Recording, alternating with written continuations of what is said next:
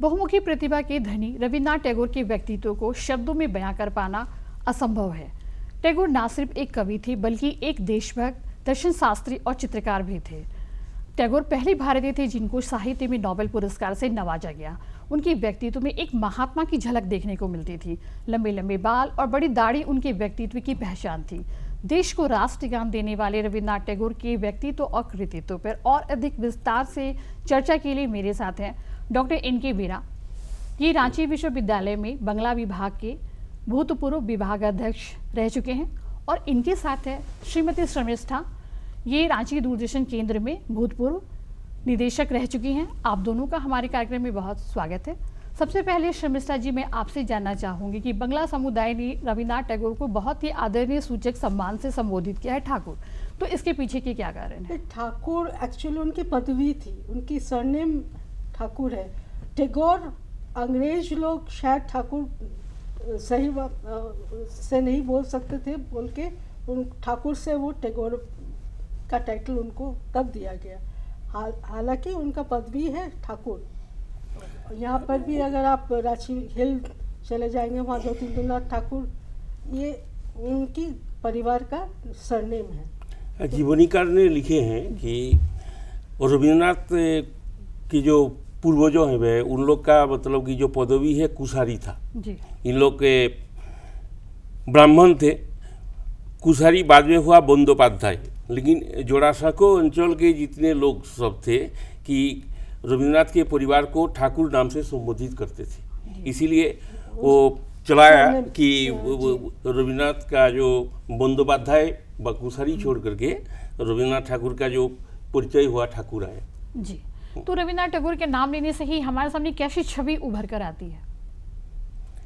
ये रविन्द्रनाथ के नाम लेने से ही जैसे एक ऐसे उनको ऋषि को भी कहा जाता है, विश्व को भी कहा जाता है, और एक ऐसा चरित्र है, ऐसा व्यक्तित्व है कि सिर्फ बंगाली समुदाय के नहीं है, हर भारतवासी का एक श्रद्धा से रविन्द्रनाथ को देखते हुए एक आभार कि ऐसे दार्शनिक, ऐसे स्वदेश प्रेमी, ऐसे प्रकृति प्रेमी, ऐसे चिंतक, ऐसे लेखक जो पूरे विश्व को जगाए थे, तो उनको देखने से श्रद्धा से मतलब कि नतमस्तक हो जाता है जी। शर्मिष्ठा जी, मैं आपसे जानना चाहूँगी कि रविन्द्रनाथ टैगोर की नृत्य नाटिका है, उसकी क्या विशेषताएं हैं? देखिए, रविन्द्रनाथ ठाकुर बहुत सारे नृत्य नाटिका का रचना किए हुए हैं। सबसे पहले वो वाल्मीकि प्रतिभा बोल के एक नृत्य नाटिका का आरंभ किए जब वो बहुत ही छोटे थे।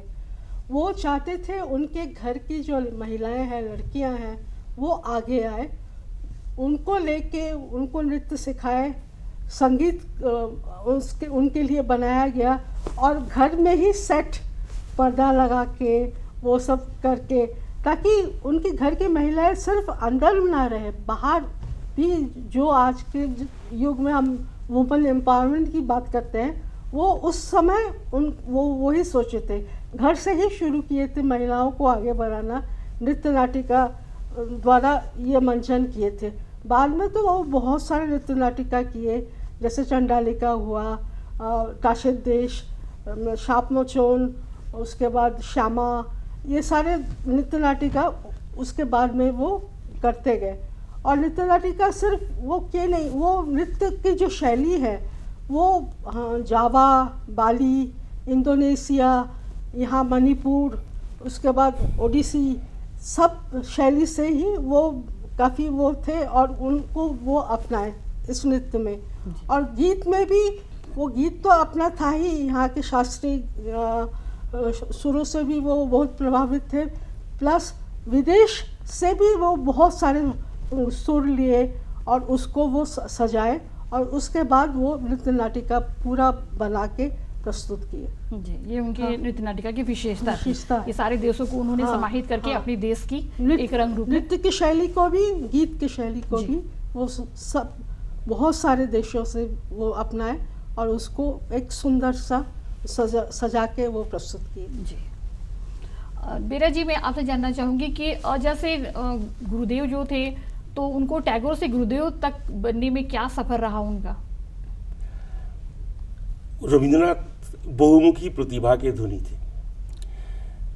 तो जैसे मतलब कि वो जो 10-12 वर्ष से ही मतलब कि जैसे काव्य रचना शुरू किए और अपने जीवन काल में कम से कम 80 तो काव्य रचना किए। इसके साथ साथ नाटक का नया रूप दिए, संगीत का नया रूप दिए, चित्रकारिता में मतलब कि नया रूप दिए।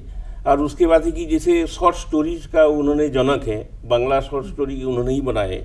ठीक उसी तरह से कि उपन्यासों में पूरे भारतीय साहित्य में, सिर्फ बांग्ला साहित्य बोल करके नहीं, ये पूरे भारतीय साहित्य में मनस्तत्व विश्लेषण का जो उपन्यास है, जैसे वो चोखेर वाली नाम भी होता है, तो पहले बार मतलब कि रविंद्रनाथ उसका भी जनक है। तो इसी तरह से रविंद्रनाथ बहुमुखी प्रतिभा के धनी है।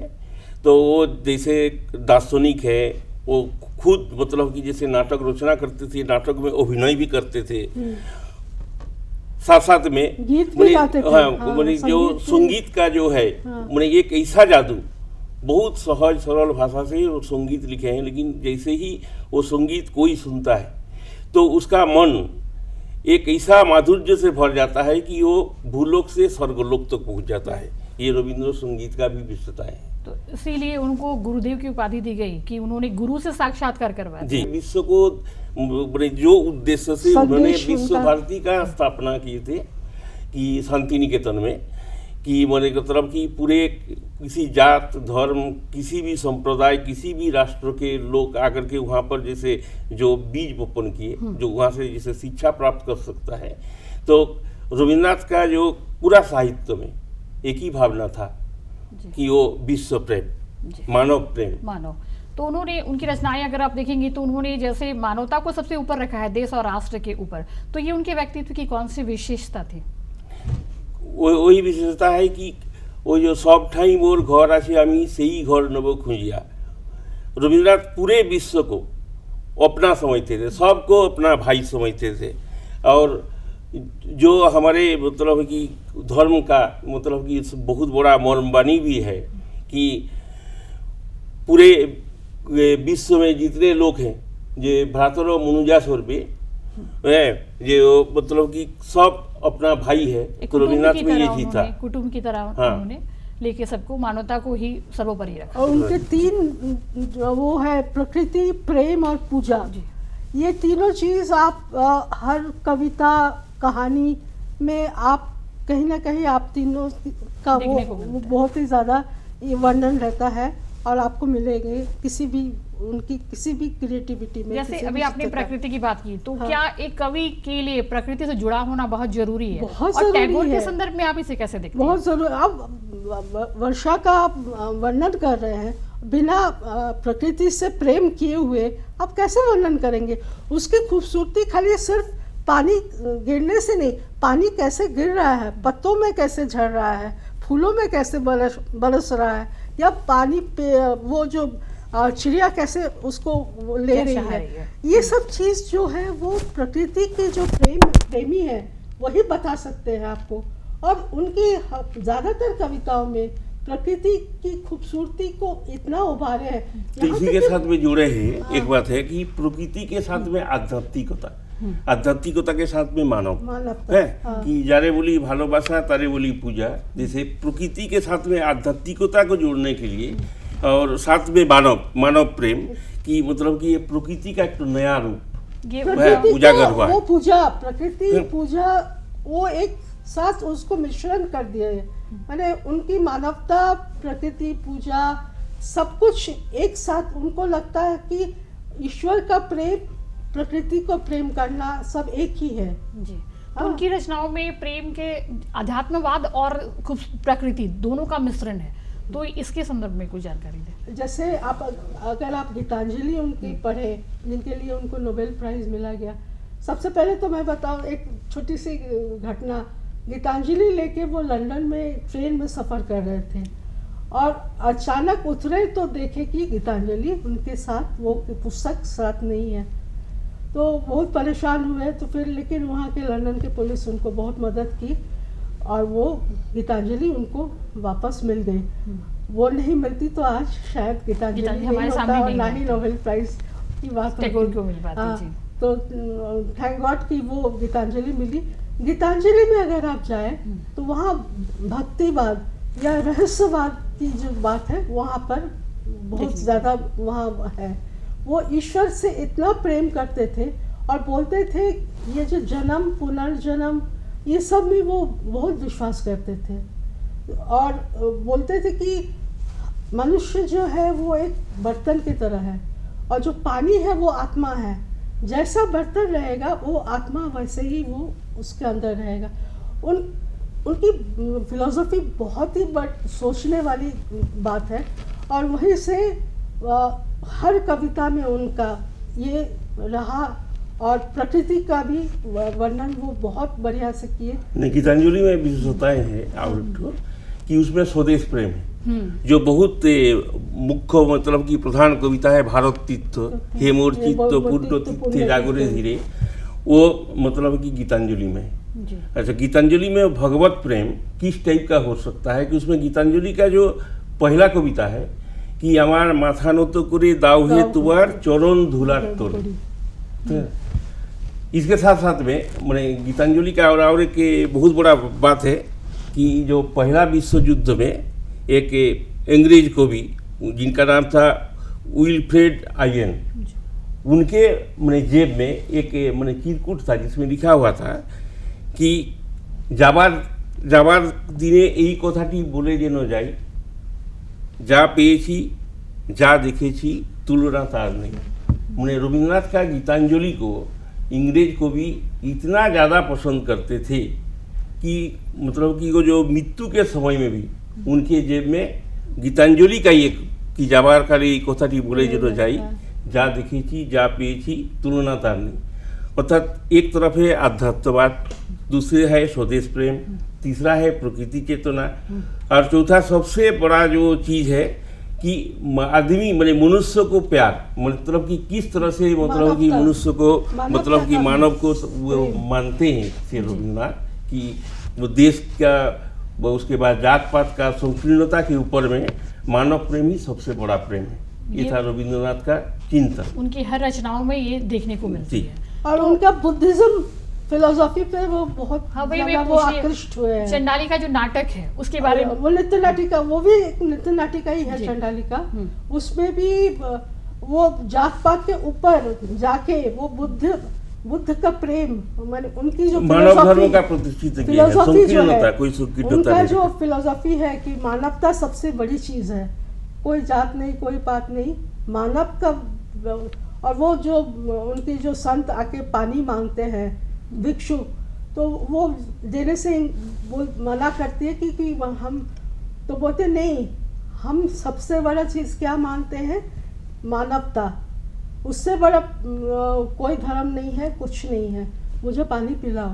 और वो पानी पिलाती है और वो संतुष्ट होकर वो चले जाते हैं। तो उनके बहुत सारी कविताओं में बुद्धिज़्म पर और उनकी फिलोसॉफी पर आपको दिखने को मिलेगी। उनकी शैली वो मैंने उनकी जो प्रकृति की बात बोलिए, बुद्धिज़्म में बोलिए, वो रविन्द्रनाथ ठाकुर की बहुत सारी कृतियों में आपको दिखेगी। इस नाटक के जरिए उन्होंने समाज में फैली हुई कुरीति के बारे में भी जिक्र किया, तो उसके बारे में कुछ बताएं। कुरीति तो वही तो जैसे ये इसमें आप कुरीति देखिए जातिवाद, जात पात के ऊपर में मानव धर्म ही सबसे बड़ा उसको ही उसको दिखाने का प्रयास किए, वही दिखाए जी। मेरा जी, जैसे उनके उपन्यास की विषय वस्तु क्या हुआ करते थे, क्योंकि ये तो बात हो गई नाटकों की, गीतों की, तो उनके उपन्यास भी उन्होंने लिखा है। तो रविन्द्रनाथ बहुत भिन्न भिन्न विषय वस्तु को लेकर के उपन्यास लिखे, जैसे ऐतिहासिक उपन्यास, राजनीतिक चेतनामूलक उपन्यास, स्वदेश प्रेम मूलक उपन्यास, हैं पारिवारिक उपन्यास, और जितने उपन्यास है सबसे मतलब कि पूरे भारतीय साहित्य में नया रूप जो लाए हैं, जो हम पहले भी बता चुके हैं कि वो मनस्तत्वमूलक उपन्यास, इस विषय को लेकर के रविन्द्रनाथ उपन्यास रचना किए। तो एक रेवोल्यूशन उस टाइम में जो रूढ़िवादी जो सोच थी उसको बदल के एक रेवोल्यूशन वो लाए, उन्होंने लाने की कोशिश की और वो आज तक बरकरार है, देखने को मिलती है। वो आज भी हमेशा आपको हर चीज में वो मिलेगा। तो जैसे उनकी रचनाओं में आपको नृत्य नाटिका के विषय वस्तु क्या हुआ करते थे? नृत्य नाटिका भी वही जैसे चंडालिका हुआ, फिर बाकी में कहीं हिस्ट्री पर रामायण महाभारत का कहानी को लेकर ऐतिहासिक जैसे चित्रांगदा महाभारत बोलते हैं वुमेन लिबरेशन पर है, क्योंकि वो एक कुरूप, एक बहुत ही बदसूरत महिला से प्रेम करते हैं, उसके बाद लेकिन वो फिर सुंदर बन जाती है, लेकिन वहाँ पर वुमेन लिबरेशन की बात मेंशन है, प्लस ऐतिहासिक विषय पर भी वो लिखे हैं। तो उनकी बहुत सारी माने एक किसी विशेष उस पर नहीं था, वो हर चीज़ों को लेके नृत्य नाटिका लिखे हैं। नेचर, प्रकृति प्रेम, वहाँ पर हर उनकी कृति में आप दिखेंगे, उसमें भी देखेंगे, आपको मिलेगा। तो रवीन्द्र संगीत क्या है और उसकी क्या विशेषता है? रवीन्द्र संगीत है और विशेषता है कि वो हर शैली से वो प्रभावित थे। वो विदेश के संगीत से भी, हमारे शास्त्रीय संगीत से भी, फोक संगीत से भी, सबसे वो इन्फ्लुएंस थे और कहीं ना कहीं उसका झलक भी आप देखेंगे। और जैसे उनके नृत्य संगीत सब में एक सबका मिला हुआ एक खूबसूरत एक रविंद्र संगीत बनता है, जिसको वो प्रकृति, फिर वही प्रकृति प्रेम पूजा आपको हर उसमें भी, संगीत में भी मिलेगा, कविता में भी मिलेगा, सब जगह दिखेगा। नहीं, हमारे अनुसार जो है कि रविंद्र संगीत सिर्फ हमारे देश के लिए नहीं, पूरे विश्व में एक ऐसा जादू है, ऐसा माधुर्य है कि वो संगीत सुनने के साथ साथ में मनुष्य के मन में जो भी कुरीति है, जो भी मतलब कि नेगेटिव थिंकिंग है, वो दूर होकर के एक ऐसा स्वर्गलोक में, ऐसा माधुर्य में पहुंच जाता है कि एकदम भाव विभोर हो जाता है। रविंद्र संगीत का सबसे बड़ा माधुर्य यही है। शायद इसलिए कहा गया है कि उनकी जो विशेषता है वो प्रकृति से जोड़ के सीधा अध्यात्मवाद की ओर ले जाते हैं। यही देखने को भी मिला। नहीं, वो अध्यात्मवाद में जैसे वो जो बहुत सुंदर से कविता में बोले हैं कि देवतारे जा दीते चाई दीता प्रियरे, प्रियरे जा दीते चाई दीता देवतारे, देवतारे प्रिय करी प्रियरे देवता। जैसे जो रोमांटिसिज्म बा, जो प्यार बा, जो प्रेम है, कि जैसे मतलब कि रविंद्र साहित्य में ये चीज़ को बहुत बड़ा है कि अगर कोई आदमी अगर अपने आप को अगर प्यार करेगा तो वो किसी दूसरे को प्यार कर सकता है और वो ईश्वर को प्यार कर सकता है। तब तक मैंने भक्ति बोलिए, प्यार बोलिए, जो कुछ भी बोलिए, अगर आदमी अगर अपने आप को ही नहीं प्यार करता है तो वो किसी कीमत पर दूसरे को नहीं प्यार कर सकता है। जैसे ईश्वर के साथ में जैसे मतलब कि प्रियो को समझाए कि जो प्रियो को हम जो कुछ भी देना चाहते हैं वो मैंने देवता को देते हैं। मैंने जैसे देवता के पास में जब कोई जाता है, रविंद्रनाथ भावना यही है कि वो कोई भी मन में छल प्रपंच कुछ भी नहीं रखता है, मन का जो भावना है उसको व्यक्त करता है। ठीक उस तरह से अगर कोई किसी को मतलब कि उनकी जो रोमांटिक चेतना है, मैंने जैसे महुआ काव्य करावे वर्णन किए हुए हैं कि वो प्यार ऐसा है कि मतलब कि जैसे भक्त और भगवान, उस तरह से प्रिय और प्रिय, मतलब कि जो मतलब के नायक नायिका एक दूसरे को जैसे प्यार करेगा उस समय में किसी तरह का कि कौन सा बात बोले, कौन सा छुपा कर रखे, इस होने से कभी प्रेम नहीं होता है। रविंद्रनाथ का भावना ये जी। तो ये सारे उनके सारों के कि रविंद्र संगीत की यही विशेष तो इसी तरह वो हर कविता में, हर गीत में वो कहीं ना कहीं प्रकृति, मानवता, भक्ति, सब जगह उनका छवि हमेशा आपको मिलेगा। तो क्या ये कहा जा सकता है कि टैगोर ने बांग्ला साहित्य के माध्यम से भारतीय संस्कृति को में जान फूंकने वाले युग दृष्टा थे? सही बात जी। मतलब कि ये भारत की जो संस्कृति है कि वो नाना मत, नाना परिधान, नाना विचार, नाना भाषा, और यहाँ का संस्कृति जो है, ये संस्कृति को उन्होंने अपने साहित्य की साधना के दायरा में विश्व के अंदर में इसको लेके कहीं तो वो विद्यापति जी से भी शायद इन्फ्लुएंस हुए थे। वो भारत का जो मतलब संस्कृति है उसको मैंने विश्व के ऊपर ले जाने वाले जो मैंने पहला मैंने भारतीय हैं वो रविंद्रनाथ जी। तो उनको महात्मा गांधी को उन्होंने महात्मा की उपाधि दी थी, तो महात्मा गांधी ने उनको कौन सी उपाधि दी थी टैगोर को? गुरुदेव की उपाधि दी थी। लेकिन ये गुरुदेव का जो उपाधि है इसके बारे में ये भी कहा जाता है कि शांति निकेतन में सतीश चंद्र राय नाम के एक माने रविंद्र भक्त थे और वो भी साहित्य रचना करते थे। तो सतीश चंद्र राय ही सबसे पहले गुरुदेव माने नाम से ही मतलब कि उनको संबोधन भी करते थे और मानते भी थे।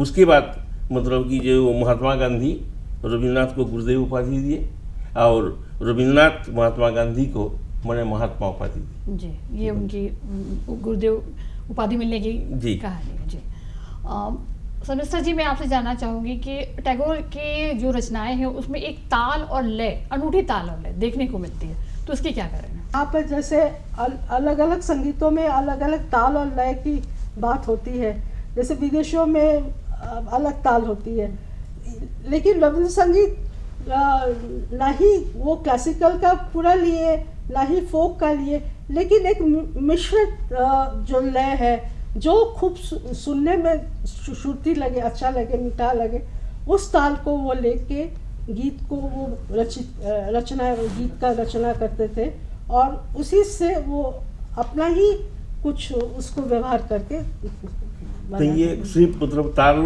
संगीत में तो बोले बेटा उनको बहुत अच्छा था। हमारे अनुसार उनके समूचे साहित्य साधना में इतना तक कि मतलब कि वो जैसे चित्र बनाते थे कि मतलब कि वो जो सबसे आधुनिक चित्रकार हमारे देश के नहीं विश्व का कि सिर्फ रेखा के बंधन में ही वो चित्र बनाते थे। उसके बाद है कि वो जैसे किसी कविता को मतलब कि जैसे जो लिखते थे और काटते थे तो ऐसे करके नहीं काटते थे, उसमें भी एक एक तो चित्र बन जाता था। रविंद्र प्रतिभा का ये बात। तो उनकी जो मार्जित रुचि, उनका शिक्षा और उनका मतलब है कि वो जो प्रकृति प्रेम, आध्यात्म प्रेम, मानव प्रेम के कारण ही उनके समूचे साहित्य में और उनकी जो भी सृष्टि वो करते थे सबका ताल और लय एक है। जी, तो उसमें कहीं पर तो ये उनकी रचनाओं में भी देखने को मिलती है, उनके गीत में भी सारे चीजों में उनको मतलब ताल और एक लय का अनूठा संगम देखने को मिलता है। तो रविन्द्रनाथ टैगोर को अगर एक बयां किया जाए, मतलब उनको याद किया जाए, तो ऐसी कौन सी उनकी बात है कि जिससे हम लोगों को लगता है कि नहीं, रविन्द्रनाथ टैगोर ने हमारे हिंदी साहित्य में हमारे देश के लिए बहुत कुछ दिया है? कि स्वदेश प्रेम और मानव प्रेम के कारण ही वो स्वदेश प्रेम, मतलब कि वो जैसे वही दूर के करिले निकट बंधु पर के करिले भाई, मैंने उनके सामने में मतलब कि कोई मतलब किसी भी जाति का हो, किसी भी धर्म का हो, किसी भी देश का हो, लेकिन सब जैसे एक ही दृष्टिकोण से उन्होंने देखते थे। जो मतलब कि जैसे वो अभी चंडालिका नाटक के बारे में भी बात हुआ और मैंने दीन दुखियारी सब आदमी को, जैसे उनकी जो जितना शॉर्ट स्टोरी है सब मतलब कि उस समय का बांग्लादेश का जैसे पुरली ग्राम का जितना मतलब कि दीन दुखियारी है उस सब के बारे में वर्णन किए हैं। तो रविन्द्रनाथ का मतलब कि जो दृष्टिकोण है, मैंने ऐसे चिंतक और ऐसे कवि मतलब कि वो खाली भारतीय साहित्य नहीं है, विश्व साहित्य में भी विरल है।